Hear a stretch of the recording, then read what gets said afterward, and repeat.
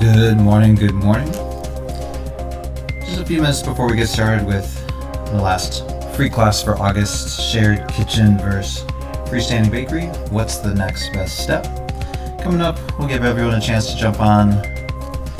We'll start about maybe 5 minutes after the hour. Talk to you soon.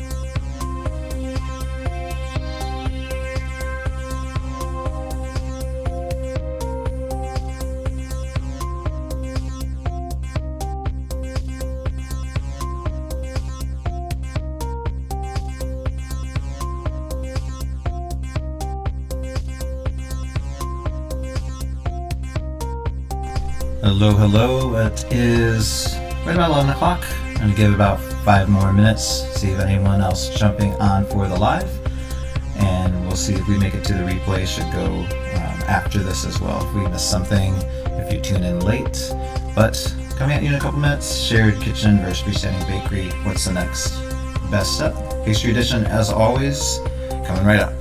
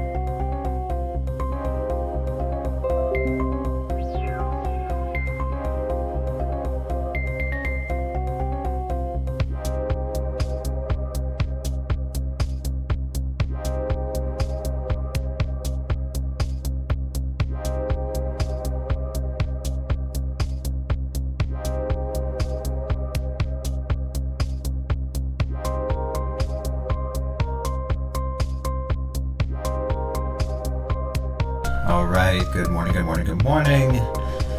We are here for the last class for August. If you made it to all 4 classes, 3 classes, even 1 class for our Sunday sessions, I want to thank you very much.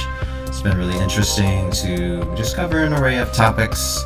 I am Chef Jimmy MacMillan, pastry consultant, bakery expert, and I do some writing as well for Pastry Chef magazine with the column Pastry Virtuosity, which is my consulting brand. You also know my company as JM Pure Pastry, and if you tuned in early, you saw a throwback trailer to our Chicago restaurant pastry competition.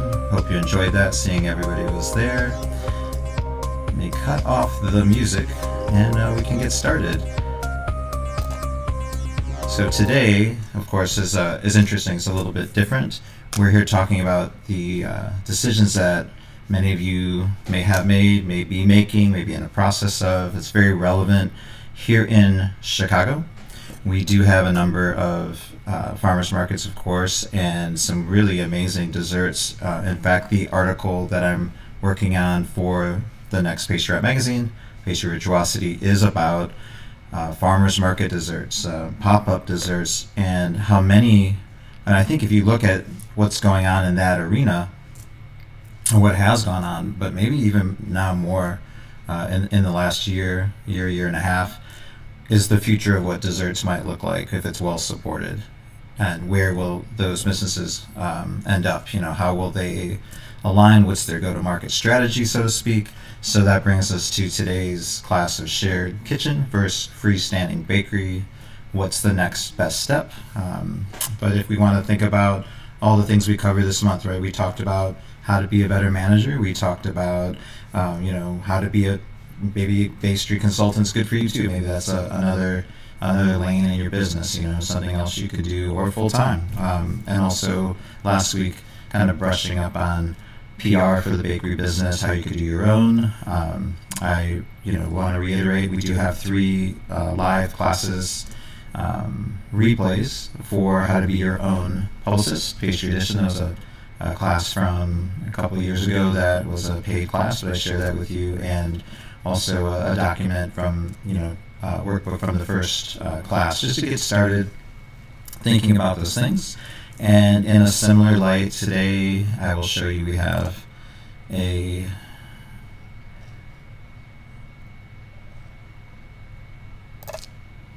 outline, all right, for the class. And then we also have a document link, if you can find that link. The link would be helpful as we get into the class, or just the decision-making bakery location decision matrix. I think that's going to come in really handy for everybody when you're making that decision. So again, sit back, hope you have some coffee, pay attention if you can, hope you're not doing the dishes. Sometimes I do that. Not mad at you if you're doing something else while you're listening in. You can always catch the replay, of course. I've tried to clear up the chat and always had some problems there. They've been working for a long time in my area on the Wi-Fi, on the cable, and it's just not 100%. But I think today, hopefully we'll have the best luck yet and the best class. So, really the class, the purpose, again, is just to kind of give back. I kind of see a lot, it's kind of interesting when you see on social media, people making all kinds of claims. I'm not here to sell you something, but I love seeing, it's kind of funny to me, people, individuals, and I wish them a lot of success, but it's a little unfamiliar for me to say I've scaled my business to 5, 6, 7, 8 figures. I'm going to show you how to do that.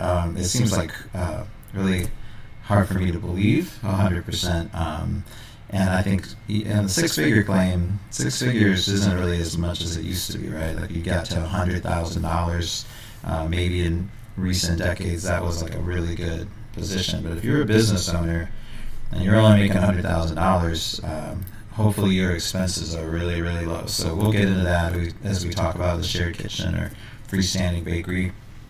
For a freestanding bakery, we could say brick and mortar, right? We could say this is, but there are, doesn't apply 100% anymore. There are freestanding businesses that have different models, so that's why today we'll say shared kitchen and freestanding bakery are independent business, just to kind of differentiate between those two. So, before, no matter what model, we get into the best choice, how to make the choice, where you're at, where you're going, just the overall, aspects of the decision making.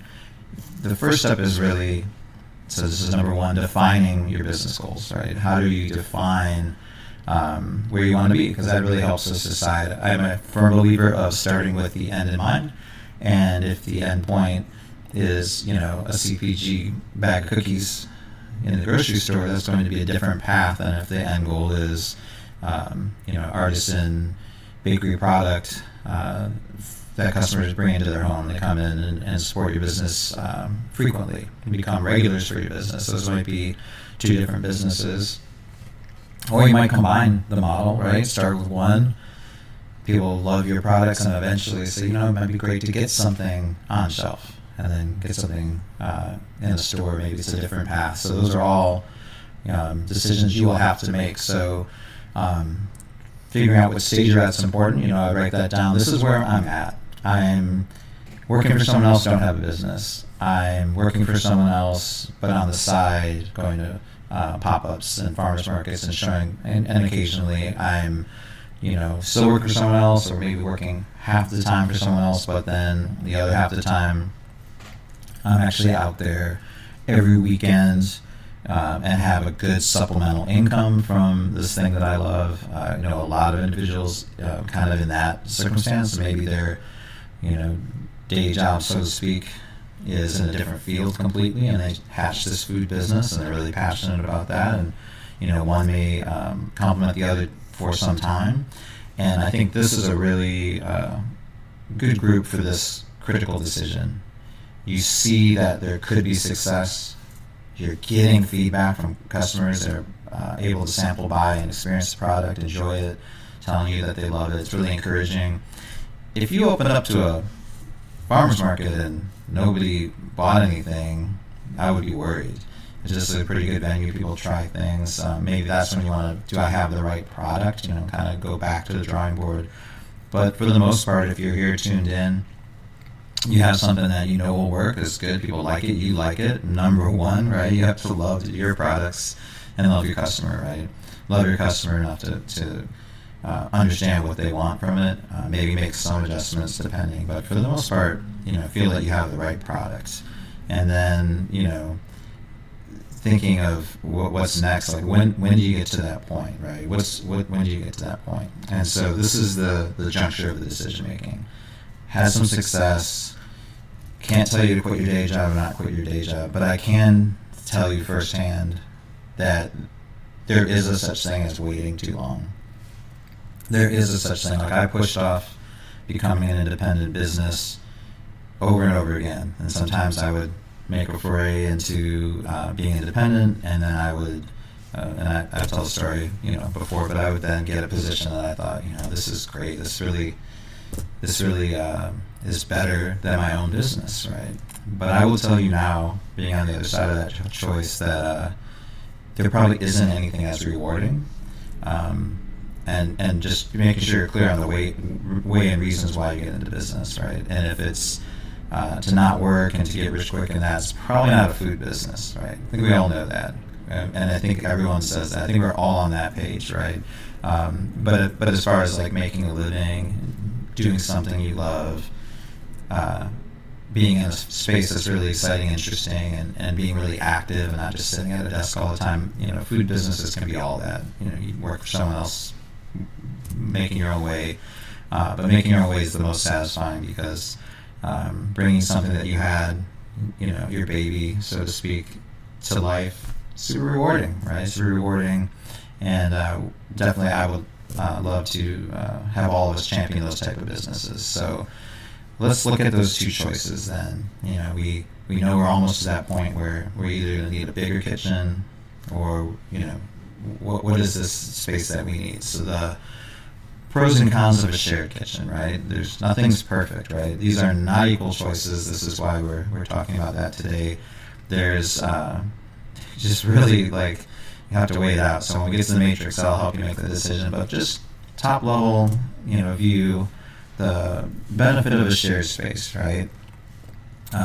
Benefit probably number one is cost, right? Like if there's several individuals. Now we're talking about this could be in Chicago we have several, depending on where you live, you may have kitchens dedicated for individuals to do like a monthly subscription plan, monthly rent. You come in, you get a table, coolers, a lot of different scenarios. Shared kitchen could be someone else's business that you know that isn't using the kitchen at night or on the weekends or some other designated time, or is using it, has enough space to allow you to have a little real estate there, and that could be helpful to them, right? Share the overhead, and then you have a place to get started. That could be a shared kitchen scenario. And I would say that working out of your home is a shared kitchen scenario, right? Having made, I feel like me, I've made wedding cakes and many things in my home kitchen. Now I'm fortunate to have here at the office a 2 kitchen scenario, so that I can always be doing R&D work while can also be cooking. But if you're working at home, that is a shared kitchen. Just ask anyone else who you live with. It's a shared kitchen. So you're going from make things you love into a shared kitchen. The cost isn't going to be as high. Maybe you're not 100% clear on your concept, so this allows you to maybe do it for a little bit, and maybe your background isn't being a food professional. That certainly, I think, gives you an edge in getting started, but maybe your background is in something else, you're not quite sure.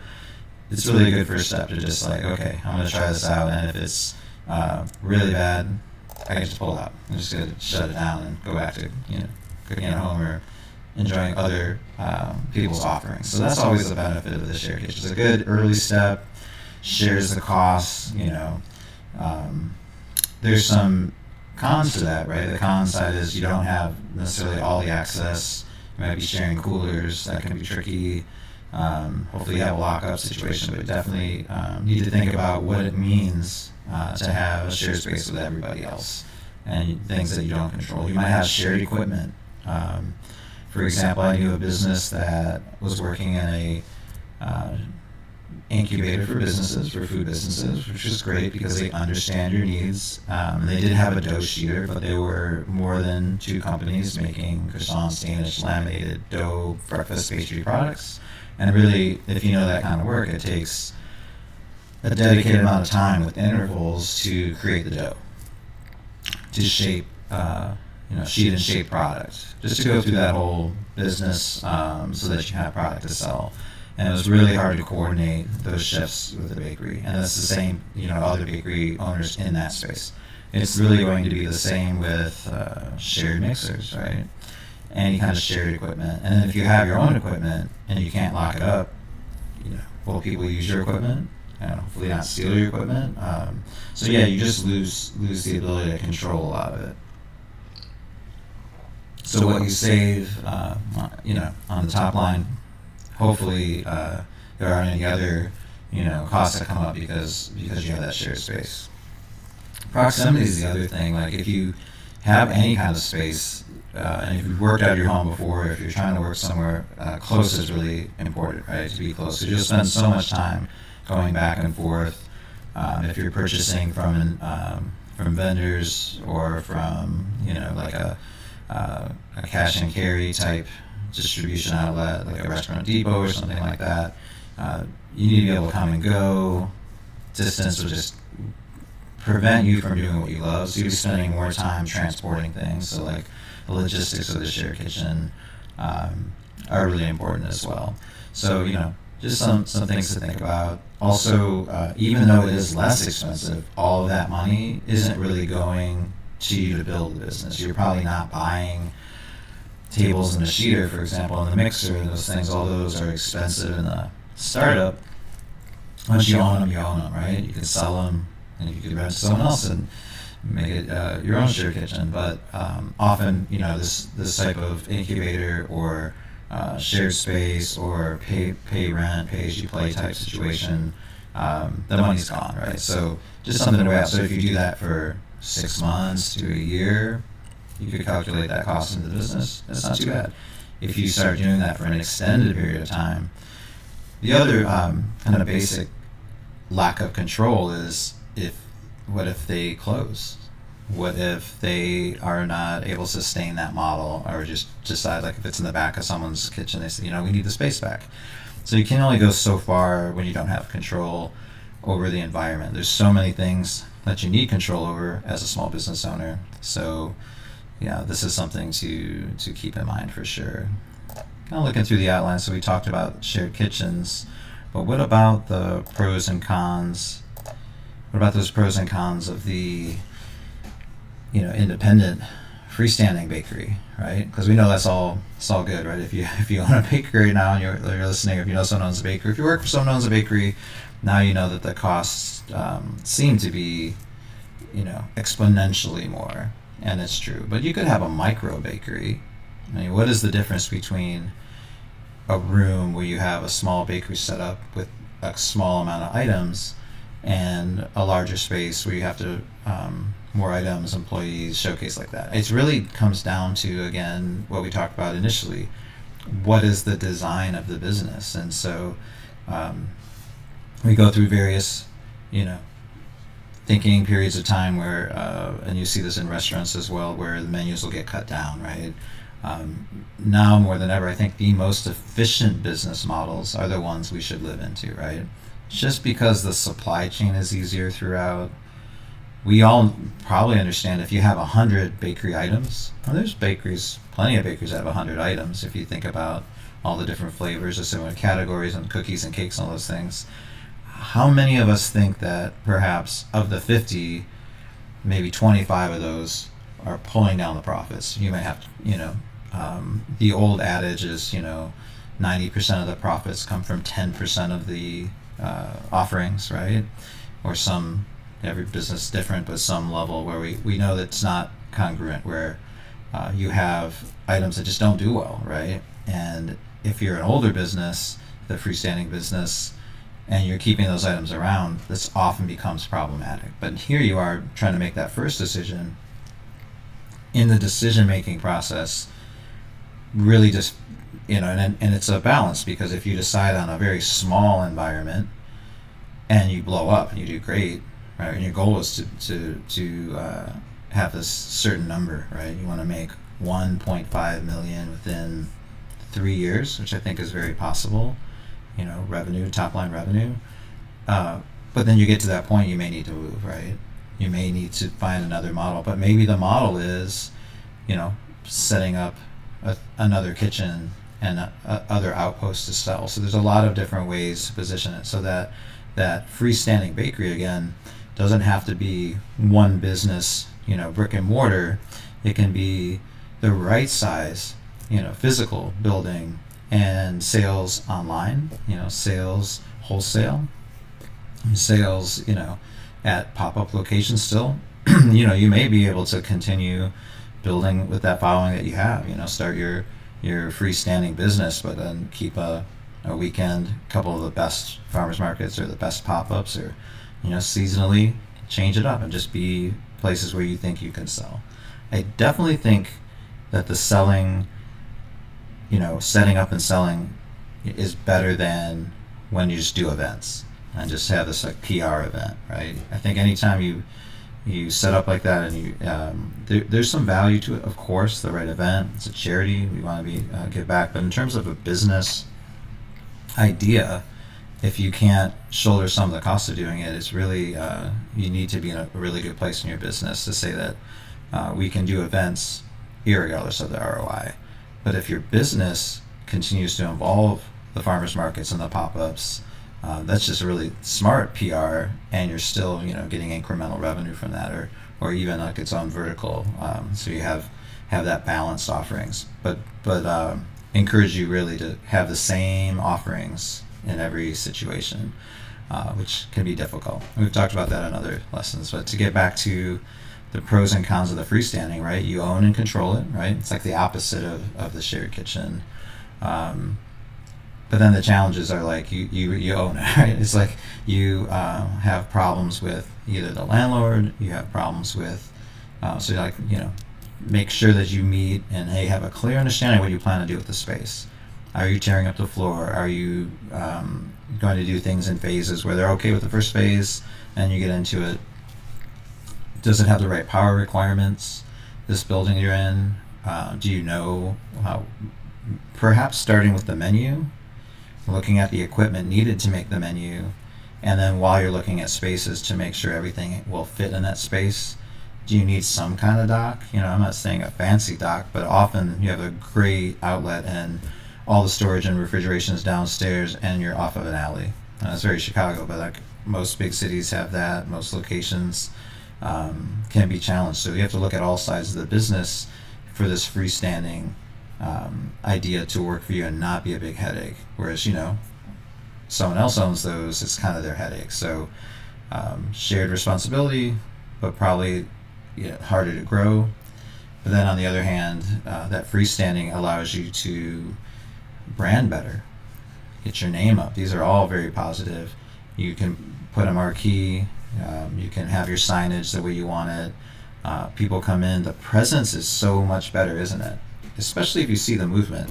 I think, not to take, years and years to get to where you're going, but if you start out more modest and people see that growth on the PR side, like we talked about last week, that gives you something in the cycle to always talk about. You see the growth, and it's kind of a mental image that people have when you start to see things open. As they open, like, wow, what are they doing, right? And it doesn't really mean real life growth. It just, the impression is really great. But when you have that freestanding business, you have more opportunities to welcome guests in, control the environment, control the experience. So all of those are some clear benefits for that freestanding idea.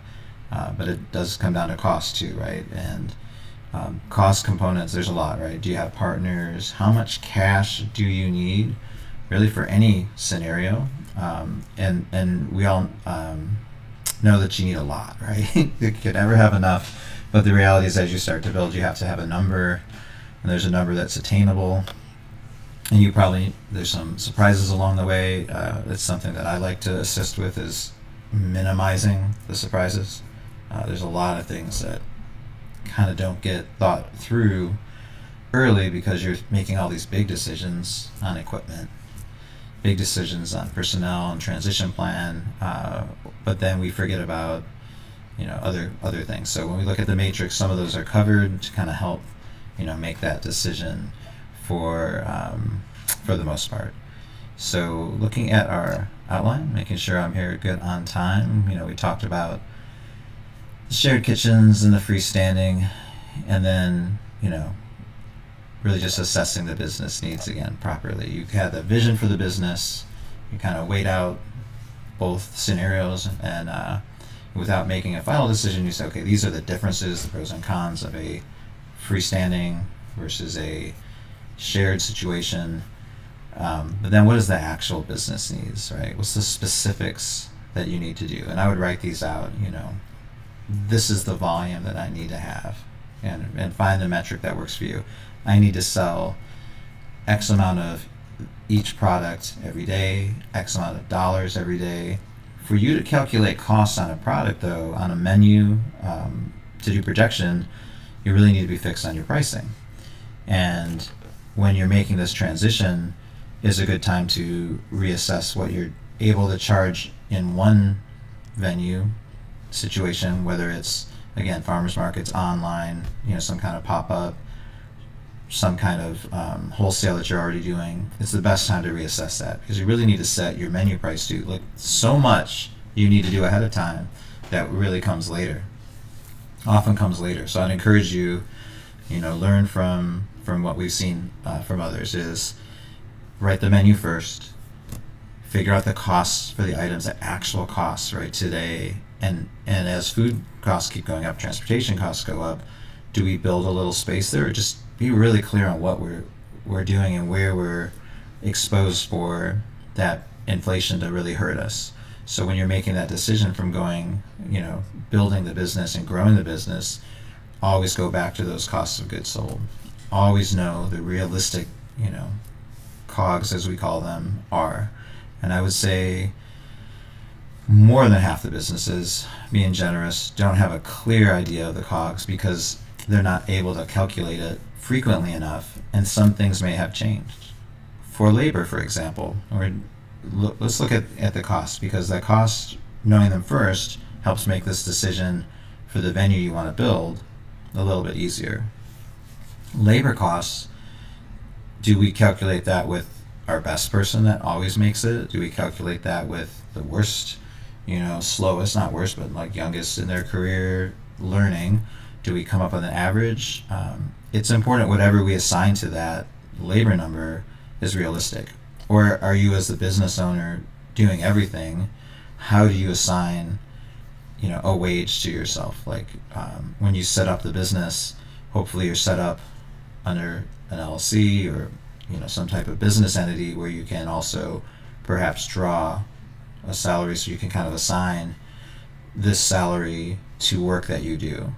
When you're doing work, formative work on the business, that wouldn't necessarily be calculated. But if you're making pastries 8 hours a day just to get the cost of goods right, and hopefully later on, right, you're going to supplement that with someone else, how do you even know how much to pay someone that comes in that fits into your cost of goods?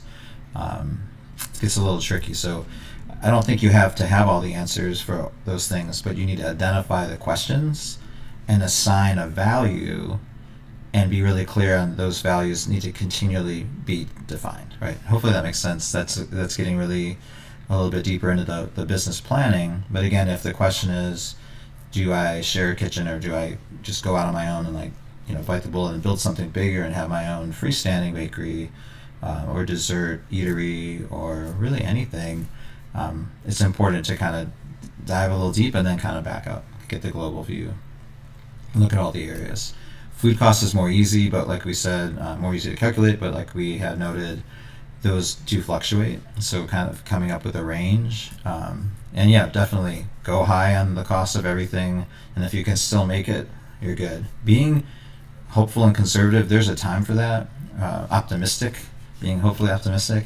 But I don't think in the planning it really does well. It's much better to be really realistic, plus a little aggressive with how things might, toll you and cost of the business, and then be pleasantly surprised, or be really excited when you did, much better. And I think that the possibility of that is much higher if you're really, really realistic of that. And then just consider the financial resources. Do you have additional backing that you're willing to go to, right? What is that number? If you're doing a build for a restaurant, bakery space, dessert building, out some of these businesses, and you're like just always, we have the tendency as creative people to kind of maximize the resource. That's a great skill, right? Be really resourceful with what we have.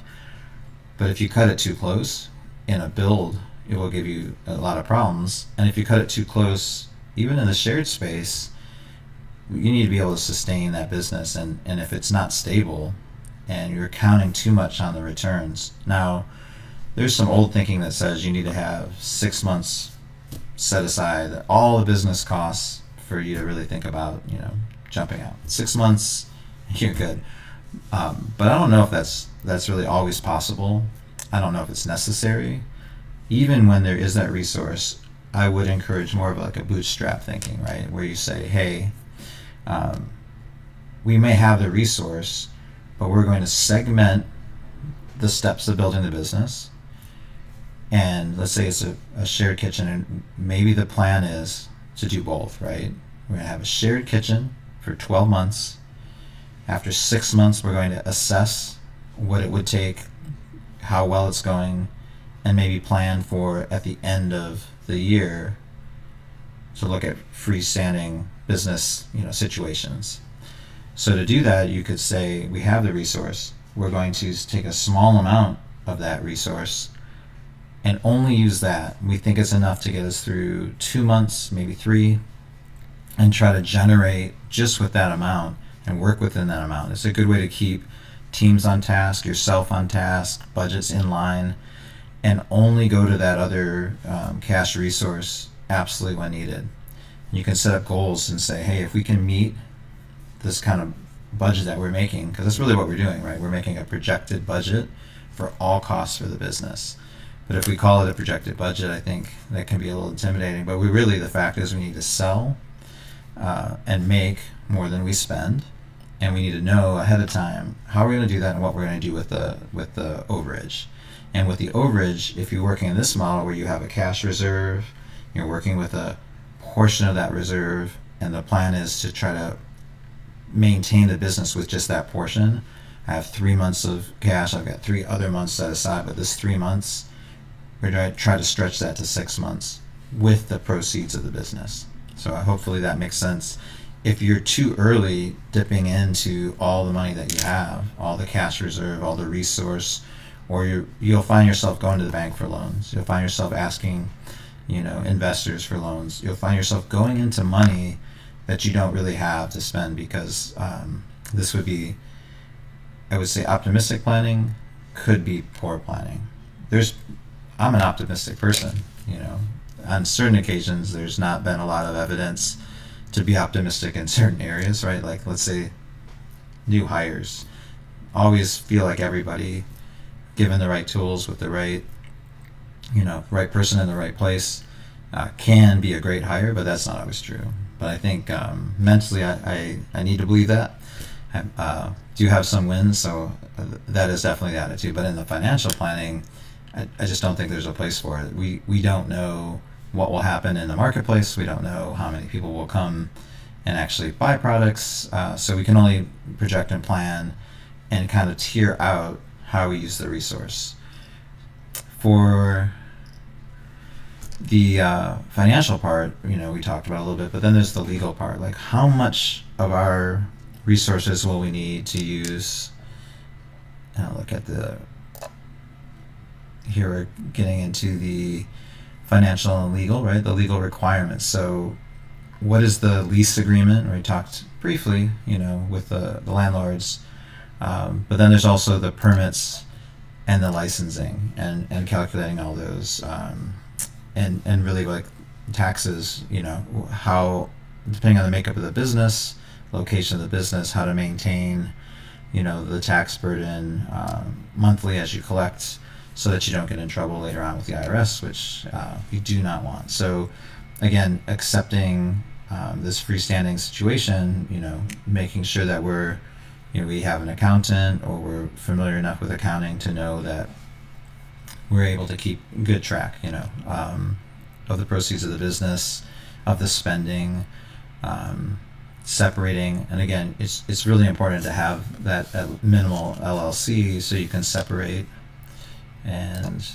from the business the personal spending, the business spending. It's also a good way to protect your personal assets. So that's always important, of course. And you really shouldn't, for very long, do a cottage. Some individuals still doing this model of cottage laws, depending on the city, in their home, making product and selling it. That's really limited. It was popular, for a few years when things were shut down a bit. But if you really want to move forward, again, get away from that shared space and do either a better shared space, or get into another situation that will help you out. So in protecting yourself with an LLC also is you're able to, for a while, really fold that into your personal taxes as a disregarded entity. So I did this strategy for a few years, and that helps on the startup, where you have the ability to just still you're just submitting taxes once, but you're able to, set up the LLC, set up the business, and then roll that into your personal, and still track it in a legal way and in a really clear way. So those are really good. So the next, we've talked about both scenarios, kind of look at making an informed decision. So let me pull up the matrix. And again, if you look on the chat, you can see we've got a link to this document here. I'm going to bring it up. Bakery location decision matrix. So really, it's pretty simple. It's a good way to make any decision. But we'll bring up the topics, some that we talked about, see if we missed any along the way. Just what are the factors, and weighing out the shared kitchen or the freestanding bakery, right? Pretty simple. the initial setup costs. And you'll have to do some research. This is something that you're not going to sit down and do it at one sitting. But you can start to write, okay, shared kitchen, do the research. You can look it up, make a couple phone calls, and write down the costs. You could go through one scenario of the shared kitchen, the monthly rent and lease, pretty straightforward. Equipment costs, again, writing the menu first. What equipment do I need? And getting some costs there. Maybe you have some equipment already, which is great, so that gets you ahead. Utility costs, the size of the space, how big do you need? I think what I've seen recently is the smaller kitchen is the way to go, even though it may be uncomfortable sometimes, but on the smaller side versus on the larger side. Because think about it, sometimes we're literally paying people to walk from one end to the other, go up and down stairs on the storage. So I would, at the moment, err on the smaller side and keep the overhead low, especially keeping in mind, I didn't always feel this way. Definitely don't want a gigantic bakery where you're walking, a city block, to get something and walking back and paying some for all that. And you definitely need enough space. But if you keep in mind that there are revenue streams now that don't require the building at all, like, or it could require a different, like a fulfillment area when you're doing some sort of mail order. So really, maybe on the smaller side is generally better, more advisable, unless you just know you'll need the space. Location, we talked about that a little bit. If it's close enough, and then just visibility. Is it in a great space? Is it the location where other similar businesses, or there's a hospital or school? Is there people at work? Is it a busy neighborhood at night? Everyone goes out. So just keeping in mind, that location is important, especially I would say for a freestanding where you want to really brand the space and want to stay for some time. There's also taxes and things involved with the location choice, how much control you have over the space, the regulatory compliance. We talked about permitting, shared resources available, independence and branding. We talked about those. The growth potential for either one or the other.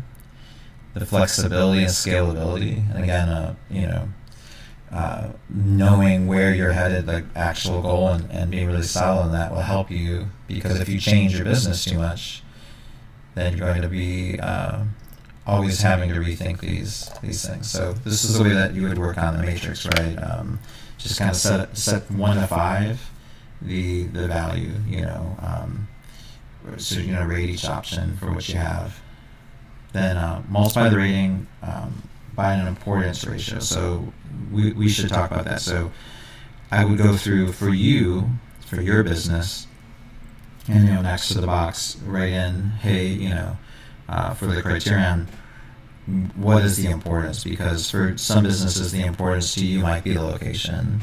Others might be, the control. So you can get that rated out as well. And that's at the bottom of the page here. You can see some of the scores. So you define the criteria. I'll back up, go through all this, go through the factors, rate each one, scale 1 to 5, 5 being the highest, and then deciding the weight importance for each one up to 5. You can come up with your own scale there. I still like to keep it 1 to 5 is good.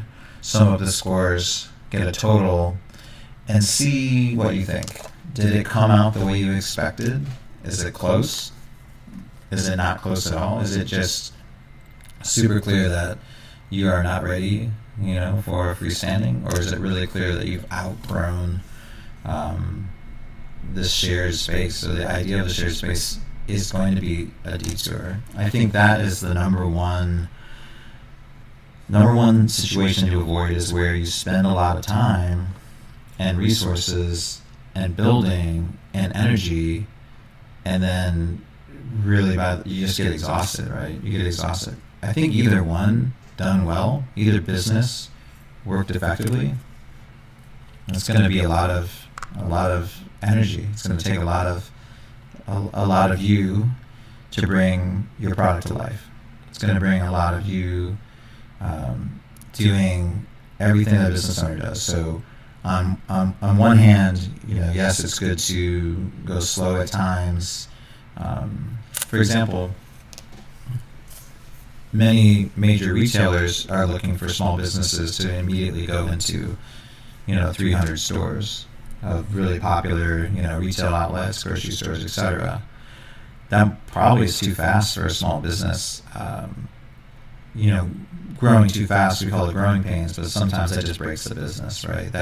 And I would say, unless you think that any of these major retailers are doing that, they just really want you to succeed the way that I or anyone else on this watching this might want you to succeed. It's probably not the same, right? They're likely to be offering this program to many. If you're well positioned to take advantage of getting in 300 stores, absolutely consider it. Do it if it makes sense.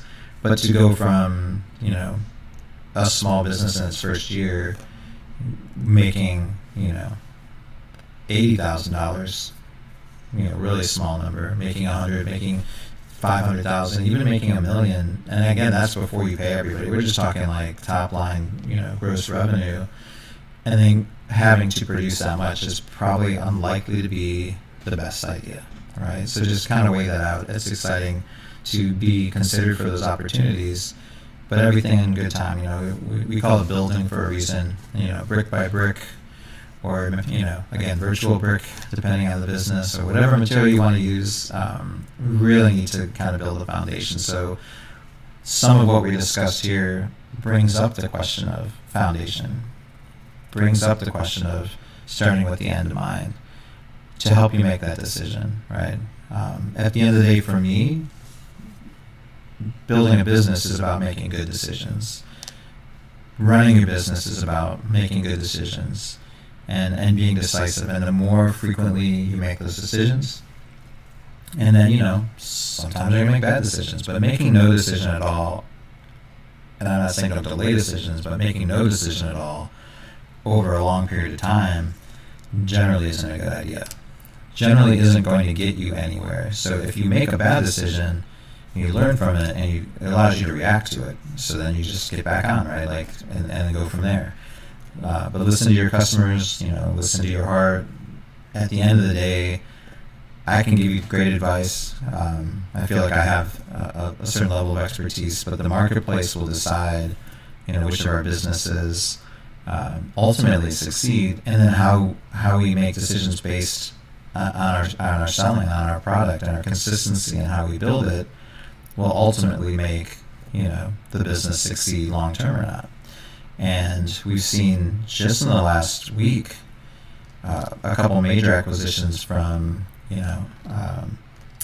venture capitalist firms in the food space, and that will continue. And so, unlike software, where some businesses are built just to be purchased, and there isn't so much of a physical inventory or physical entity most of the time, it's not really that damaging to the business. It can be assumed by whoever takes over. Maybe they can't author the platform, but they know how to sell it, how to maintain it. But in a food-based business, there's so much of it that's physical. Inventory, equipment, ingredients, personnel, staffing, so much of that it can be really disruptive. So if you are thinking of building something to eventually sell, then build it in a way with that in mind, right? And that's a completely different scenario. Maybe you want to build a small factory, and that's the makeup of the business, right? Maybe that is the freestanding space, which is a small factory that makes cookies. A small factory could be a room the same size as the retail bakery that you think you may be interested in making. So again, if you can't decide early on where you might end up, you may be building the wrong business. So hopefully, hopefully weighing out all the steps, hopefully keeping all this in mind will be great.